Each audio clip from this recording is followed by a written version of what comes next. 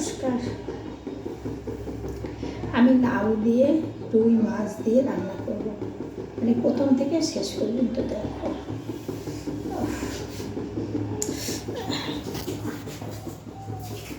লাউ দিয়ে রুই মাছ, মানে বড় কাটা রুই দিয়ে রান্না করব।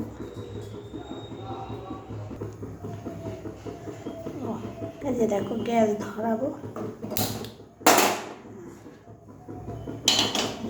গ্যাস ধরিয়ে দিলাম। 3 পিস মাছ হয়েছে না,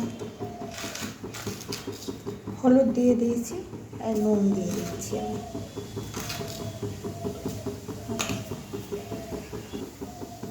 কেটে ধুয়ে আমি এই যে রেখে দিয়েছি। এবার মাছটা ভেজে লাউ দিয়ে করবো। এই যে কড়াই গরম হয়ে গেছে, আমি এবারে সর্ষের তেল দিয়ে দেবো।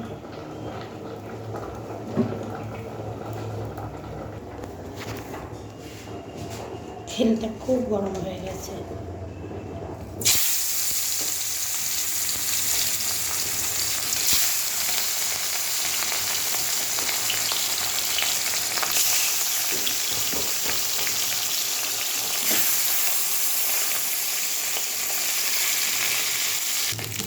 এই যে মাছ ভাজাটা হয়ে গেছে, এবারে হাতে করে নামাতে পারছি না। ঠিক আছে, আমি এই যে সাদা জিরে ফোড়ন দিয়ে দিলাম লাউয়ে।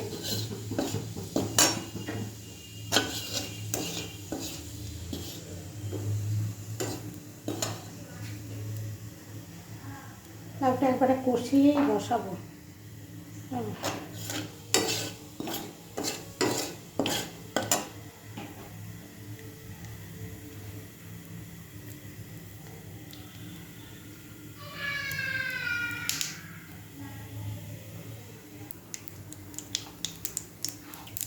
যে লাউটা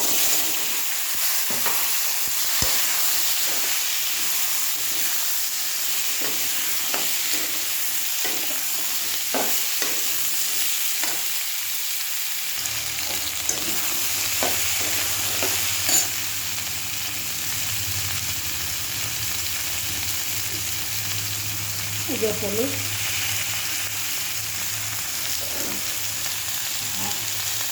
3টে কাঁচা লঙ্কা। এতে আর কোনো মশলা করবো না, এই হচ্ছে মশলা, আর কোনো মশলা নেই।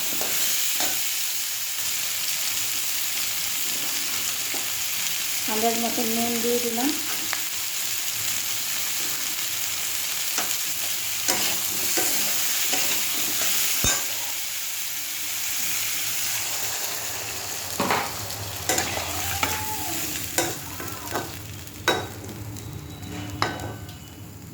আচ্ছা, জল দিয়ে দিচ্ছি, আর জল দেবো না, লাউ তো জলে। এবারে মাছটা দিয়ে দেবো, যা ধনে পাতার মধ্যে রেখেছিলাম মাছটা দিয়ে দেবো। ধনে পাতাটা লেগে গেছে আর কি। নামানোর আগে আগে ধনে পাতা দিয়ে দেবো।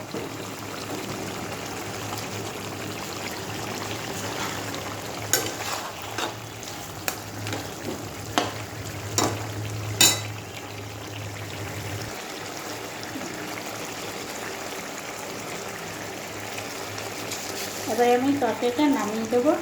এই যে মিষ্টি দিয়ে দিলাম, একটু চিনি।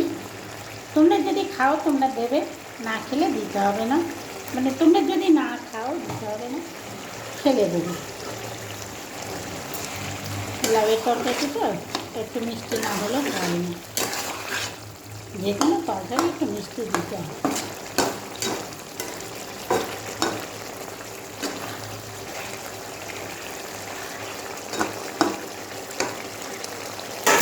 এবারে ধনে পাতাটা দিচ্ছি, দিয়ে আমি নামিয়ে দেবো।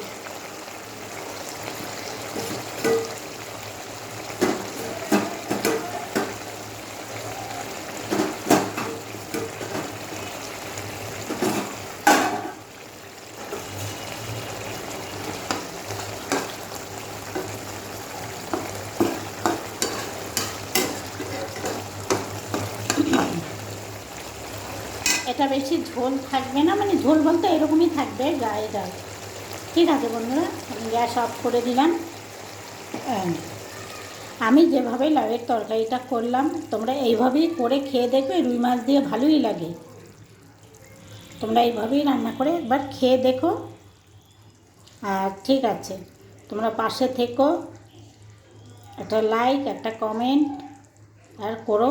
আর কি বলবো, পাশে থেকো। দেখো এরকমই থাকবে, ঝোল থাকবে না।